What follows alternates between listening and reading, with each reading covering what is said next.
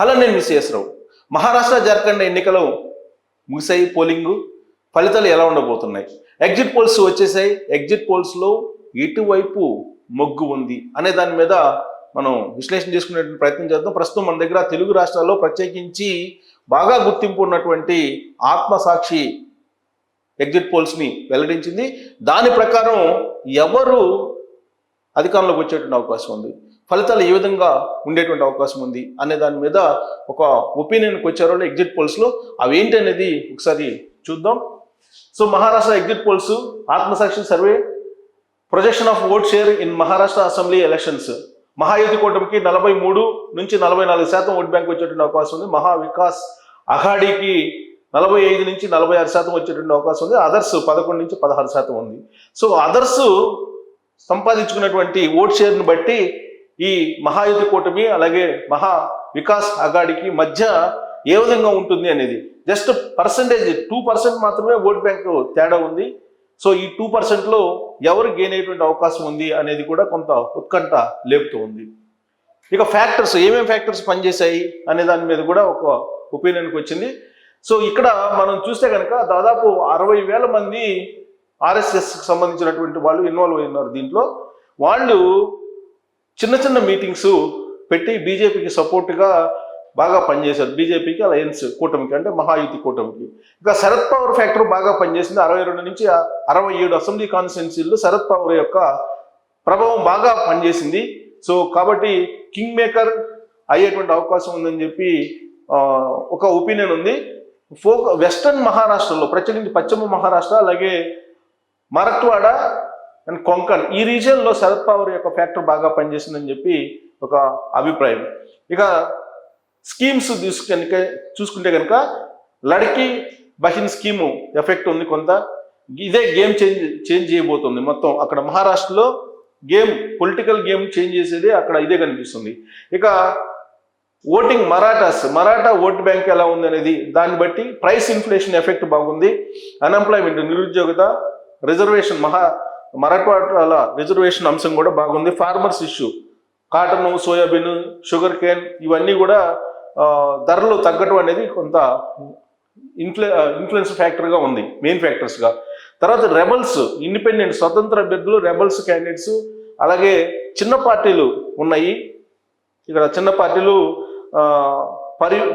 పరివర్తన్ మహాశక్తి ఇదొక party, MIM ఒకటి, వంచిత్ బహుజన్ అఘాడీ ఒకటి, మరాఠా ఫ్రంట్ ఒకటి, మహారాష్ట్ర నవనిర్మాణ సేన, ఇవి దాదాపు 5 పార్టీలు ఉండే చిన్న చిన్న పార్టీలు. ఈ 5 పార్టీలు కూడా గెలుపు ఓటములను తారుమారు చేసేటువంటి అవకాశం ఉందనేది ఒక అబ్జర్వేషన్ ఆత్మసాక్షి గ్రహించింది అక్కడ. ఇక అబ్జర్వేషన్స్, సోషల్ పొలిటికల్ డైమెన్షన్ ఇక్కడ బాగా పనిచేసింది.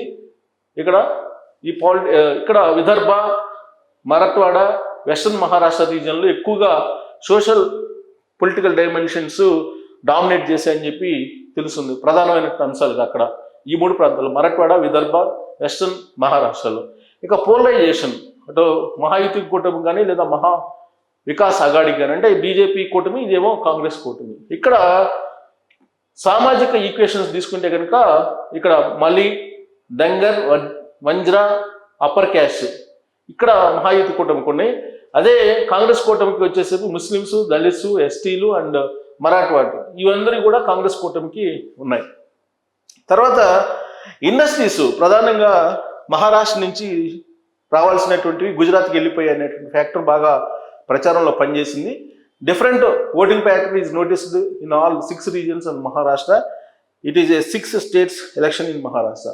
సో ఇక్కడ 6 రీజియన్లుగా మహారాష్ట్రను తీసుకొని ఓటింగ్ ప్యాటర్న్ నోటీస్ చేయడం జరిగింది. వీళ్ళు మరాఠ్వాడ, విదర్భ, వెస్టర్న్ మహారాష్ట్ర రీజియన్లో ఇక్కడ కాంగ్రెస్ కూటమి లీడింగ్లో ఉంది.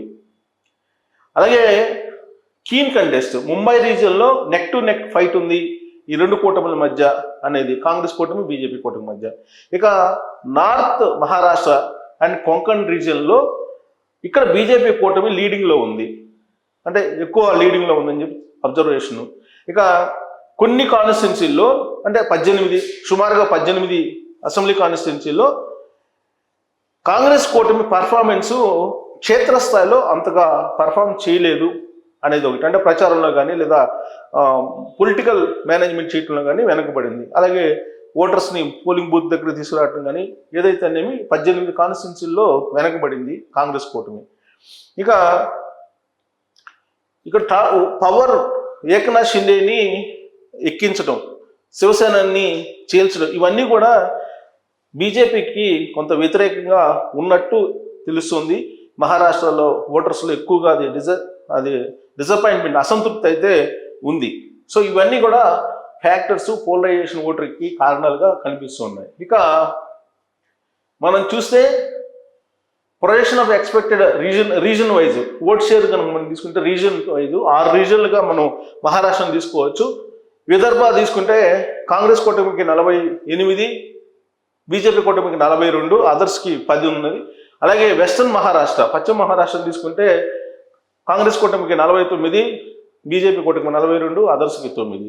ఇక మరక్వాడ తీసుకుంటే 48% కాంగ్రెస్ కూటమికి, బీజేపీ కూటమికి 44%, ఇతరులకి 8. ముంబై తీసుకుంటే కనుక 44% కాంగ్రెస్ కూటమికి, 47% బీజేపీ కూటమికి, 9 ఇతరులకు ఉంది. ఇక నార్త్ మహారాష్ట్ర అంటే ఉత్తర మహారాష్ట్ర తీసుకుంటే 41 కాంగ్రెస్ కూటమికి కనిపిస్తుంది, 48 బీజేపీ కూటమికి, 11% ఇతరులకు కనిపిస్తుంది.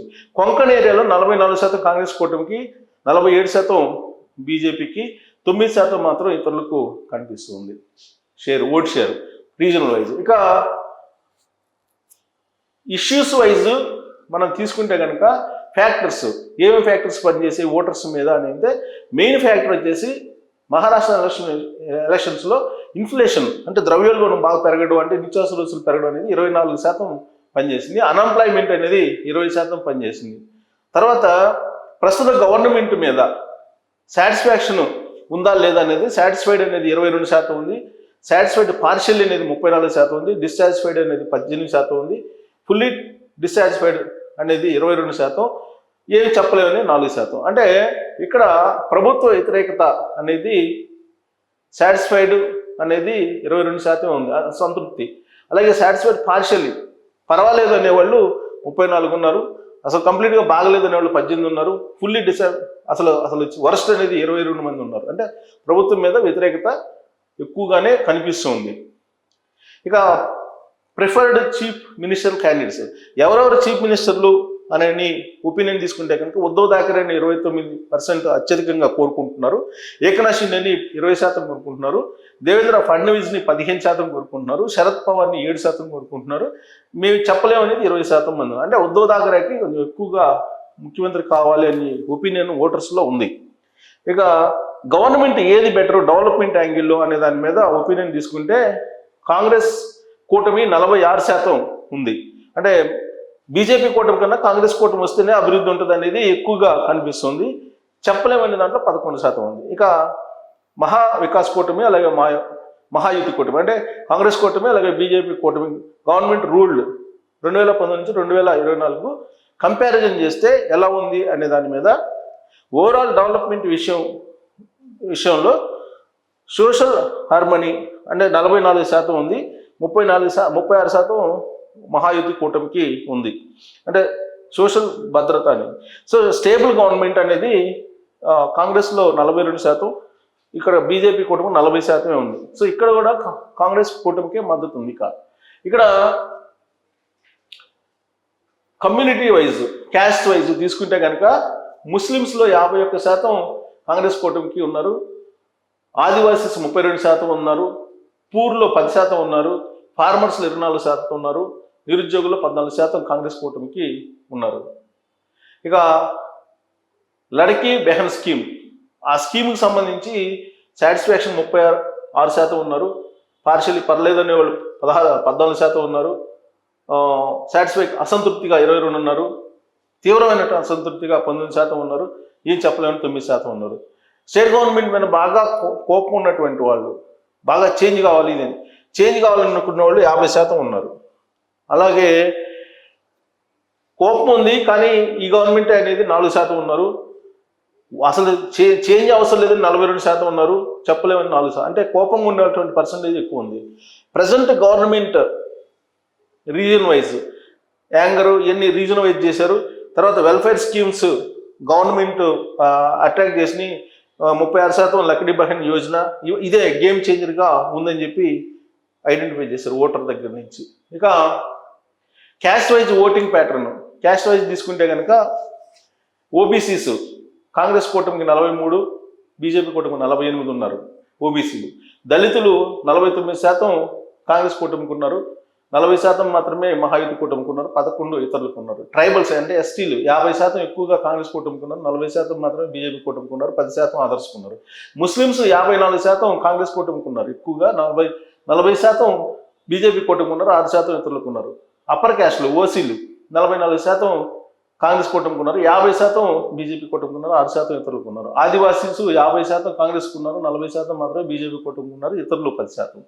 So area wise voting pattern rural urban తీసుకుంటే కనుక రూరల్లో నీకు కాంగ్రెస్ కూటమికి 47, అదే బీజేపీ కూటమికి కేవలం 38 ఉంది, ఇతరులకు ఎక్కువ 15% ఉంది.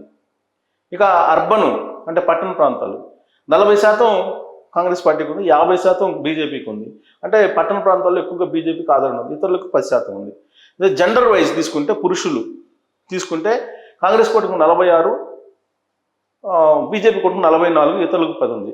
మహిళలు వచ్చేసి 43% కాంగ్రెస్ కూటమికి ఉంది, బీజేపీ కూటమికి మహిళలు ఎక్కువ ఉన్నారు 45%, అదర్స్ 12. తర్వాత voting pattern basing on economical standards. Poor people ఎలా ఉన్నారు, పేదలు ఎక్కువగా కాంగ్రెస్ పార్టీ వైపు ఉన్నారు, బీజేపీకి కేవలం 33% ఉన్నారు, అదర్స్ వారు. రిచ్ అంటే బాగా డబ్బు ఉన్నటువంటి వాళ్ళు ధనికులు కాంగ్రెస్ పార్టీ వైపు 42 ఉన్నారు, బీజేపీ వైపు 50 ఉన్నారు. అంటే పూర్ పీపుల్ ఎక్కువగా ఓటింగ్ వస్తారు, అది అడ్వాంటేజ్ అయ్యే అవకాశం ఉంది కాంగ్రెస్ పార్టీ కూటమికి. సో ఇక్కడ మనం ప్రొజెక్షన్ మొత్తం టోటల్గా తీసుకుంటే కనుక ఎగ్జిట్ పోల్స్లో total number of assembly constituencies 288. ఈ 285 మ్యాజిక్ ఫిగర్ వచ్చేసి 145. 145 ఎవరికి వస్తాయో వాళ్ళు అధికారంలోకి వచ్చేటువంటి అవకాశం ఉంది ఆ కూటమి. సో మహాయుతి కూటమి అంటే బీజేపీ కూటమి 127 నుంచి 135 స్థానాలకు మాత్రమే పరిమితం అయ్యేటువంటి అవకాశం ఉంది. అదే మహావికాస్ అఘాడి అంటే కాంగ్రెస్ కూటమి 147 నుంచి 155 వరకు కైవసం చేసుకుంటుంది, అదర్స్ 10 నుంచి 8. అంటే ఇక్కడ కాంగ్రెస్ పార్టీ అధికారంలోకి వచ్చేటువంటి అవకాశం ఉందని చెప్పి ఆత్మసాక్షి ఎగ్జిట్ పోల్ చాలా క్లియర్గా చెప్తూ ఉంది. సో దానికి సంబంధించినటువంటి గ్రాఫిక్స్.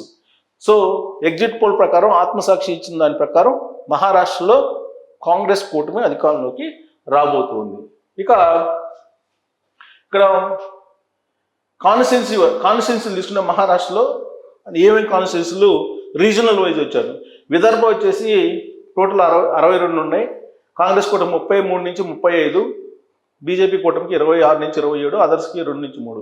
వెస్టర్న్ మహారాష్ట్రకు వచ్చేసి 70 టోటల్ మొత్తం ఉంటే 70, దాంట్లో కాంగ్రెస్ కూటమికి 40 నుంచి 42, బీజేపీకి 27 నుంచి 28, ఇతరులకు 2 నుంచి 3. తర్వాత మరట్వాడా తీసుకుంటే 46 టోటల్ ఉన్నాయి, దాంట్లో కాంగ్రెస్ కూటమికి 27 నుంచి 28, బీజేపీకి 15 నుంచి 18, ఇతరులకు 2 నుంచి 3 వచ్చేట అవకాశం. ముంబై తీసుకుంటే 36 ఉన్నాయి ముంబైలో, దాంట్లో కాంగ్రెస్ కూటమికి 18 నుంచి 19, బీజేపీకి 15 నుంచి 18 వచ్చేటువంటి అవకాశం ఉంది, ఇతరులకు 1 నుంచి 2. నార్థన్ మహారాష్ట్ర తీసుకుంటే మొత్తం 35 ఉన్నాయి, దాంట్లో కాంగ్రెస్ కూటమికి 15 నుంచి 16, బీజేపీ కూటమికి 18 నుంచి 21, ఇతరులకు 2. కొంకణ్ వచ్చేసి మొత్తం 39 ఉంటే కనుక కాంగ్రెస్ కూటమికి 14 నుంచి 15, బీజేపీకి 22 నుంచి 23, ఇతరులకు 1 నుంచి 2 వచ్చే అవకాశం. టోటల్గా 288 అసెంబ్లీ కాన్స్టిట్యున్సీలు, దాంట్లో 147 నుంచి 155 కాంగ్రెస్ కూటమికి వస్తుంది, 127 నుంచి 135 బీజేపీ కూటమికి, ఇతరులు 10 నుంచి 13 గెలుచుకునేటువంటి అవకాశం ఉంది. ఇది మహారాష్ట్రకు సంబంధించి. ఇక జార్ఖండ్కి సంబంధించి తీసుకుంటే జార్ఖండ్లో మహారాష్ట్రకి భిన్నంగా అక్కడ ఎగ్జిట్ పోల్స్ ఉన్నాయా, అసలు అక్కడ ఫ్యాక్టర్స్ డిఫరెంట్ ఉన్నాయి. అక్కడ ఆల్రెడీ ఉన్నటువంటి ముఖ్యమంత్రిని అక్కడ కూడా దించేశారు, ఈడీ కేసులు పెట్టారు అక్కడ ఉన్నటువంటి సీఎం మీద. ఆ తర్వాత ప్రభుత్వంలో మార్పుకు ప్రయత్నం చేసింది బీజేపీ, ఈ ఫ్యాక్టర్ కూడా పనిచేసింది. సో జార్ఖండ్లో ఏం జరుగుతుంది, జార్ఖండ్ వచ్చేసేపటికి మనం చూస్తే ఎగ్జిట్ పోల్స్ ఓట్ షేర్ జార్ఖండ్లో తీసుకుంటే కనుక బీజేపీ కూటమి 44 నుంచి 45% ఓట్ షేర్ ఉంది, జేఎంఎం అండ్ ఇండి కూటమి అంటే కాంగ్రెస్ కూటమి దానికి 45 నుంచి 46%, ఇతరులు 9 నుంచి 10%. సో ఇది ఈ ఓట్ షేర్ గ్రాఫిక్స్. సో ఇక్కడ జార్ఖండ్లో ఫ్యాక్టర్స్ ఏమేమి పనిచేస్తున్నాయి అంటే ధరలు పెరగడం, నిరుద్యోగత, బేసిక్ ఇన్ఫ్రాస్ట్రక్చర్, రోడ్లు కానీ, హాస్పిటల్స్ కానీ, స్కూల్స్, ఇలాంటివన్నీ కూడా పనిచేసేటువంటి అంశాల్లో ఫ్యాక్టర్స్లో అదొకటి. Congress plus JMM manifesto welfare schemes, దాని ఎఫెక్ట్ ఉంటుంది, పనిచేస్తుంది. ట్రైబల్ పాపులేషన్ 26.2% ఉంది. సో ఇది ఇంపార్టెన్స్, కల్చరల్ ట్రెడిషన్స్, అది పనిచేసే అవకాశం ఉంది. తర్వాత Hemant Soren's arrest before assembly election, Hemant Soren arrest చేయడం బిఫోర్ అసెంబ్లీ, అదొకటి పనిచేసిన ఫ్యాక్టర్గా కనిపిస్తూ ఉంది. నాన్ లోకల్ లీడర్స్ కాంపైన్డ్ బీజేపీకి చేశారు, నాన్ లోకల్ లీడర్స్, అది కొంచెం ఎఫెక్టివ్గా పడే అవకాశం ఉంది. లోకల్గా ఇంపార్టెంట్ లీడర్స్ ఎన్డీఎల్ఎస్ పార్ట్నర్స్గా ఉన్నారు, కానీ నాన్ లోకల్ క్యాంపెయిన్ ఎక్కువ జరిగింది, అది కొంచెం బీజేపీకి డిసడ్వాంటేజ్. ఇక ఇల్లీగల్ ఇమిగ్రెంట్స్ ఫ్రమ్ బంగ్లాదేశ్ నుంచి వచ్చినటువంటి ఇల్లీగల్ ఇమిగ్రెంట్స్ ఎవరైతే ఉన్నారో వాళ్ళు బీజేపీకి వ్యతిరేకంగా పనిచేసే అవకాశం ఉంది. ఇక Champai Soren's support and popularity will split votes and it will help for NDA up to certain extent. So Champai Soren కొంత ఓట్ బ్యాంక్ చీల్చారు, అదొక్కటే ఎన్డీఏకి కొంచెం ఆశాజనకం ఉంది.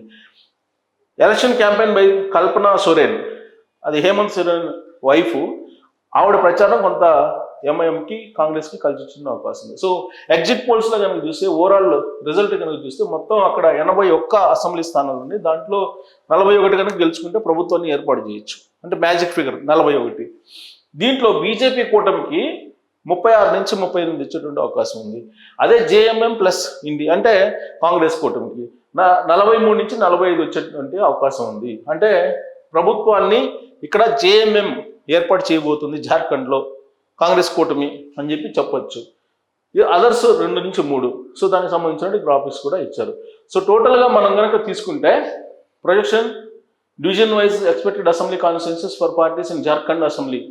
సో రీజియనల్ వైజ్ తీసుకుంటే కనుక ఇక్కడ జార్ఖండ్లో నార్త్ చోటానగర్, సంతల్ పరంగా 18 ఉంటే దాంట్లో 9 జేఎంఎంకి, అలా బీజేపీకి 9 చిరుసకు మంచి అవకాశం ఉంది. ఇలా రీజన్ వైజ్ తీసుకున్నా కానీ నీకు జేఎంఎం అలాగే బీజేపీ కూటమి కొన్ని చోట్ల నువ్వా నేను అన్నట్టుంది, కానీ ఎక్కువగా జేఎంఎంకి ఉంది. 42 స్థానాల్లో జేఎంఎం గెలిచే అవకాశం ఉంది, బీజేపీ 32, ఇతరులు 2. సో ఇక్కడ కూడా కాంగ్రెస్ కూటమి అధికారంలో రాబోతుంది. టోటల్గా ఎగ్జిట్ పోల్స్ని కనుక మనం చూస్తే, అటు మహారాష్ట్రలో కానీ ఇటు జార్ఖండ్లో కానీ 2 చోట్ల కాంగ్రెస్ పార్టీ కూటమి అధికారంలోకి రాబోతూ ఉన్నాయనేది ఆత్మసాక్షి ఇచ్చినటువంటి latest exit polls.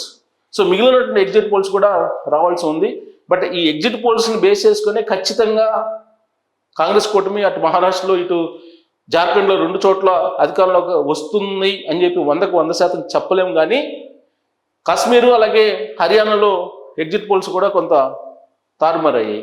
But exit polls observation ఆత్మసాక్షి ప్రత్యేకించి తెలుగు రాష్ట్రాలకు సంబంధించి ప్రతిష్టాత్మకంగా ఉన్నటువంటి సర్వే సంస్థల్లో ఆత్మసాక్షి ఒకటి. ఆ సంస్థ మహారాష్ట్రలో గ్రౌండ్ లెవెల్కి వెళ్ళి మొత్తం పరిశీలించి సర్వే చేసి ఓటర్స్ని అభిప్రాయాలు తీసుకొని ఇచ్చినటువంటి రిపోర్ట్ ఇది. సో దీని ప్రకారం అయితే కనుక అటు మహారాష్ట్ర ఇటు జార్ఖండ్ 2 చోట్ల కూడా కాంగ్రెస్ పార్టీ కూటమి అధికారంలోకి రాబోతూ ఉన్నాయి అనేది ఎగ్జిట్ పోల్ సారాంశం. సో దీని మీద మీ అభిప్రాయం తెలియజేయచ్చు. Thank you very much.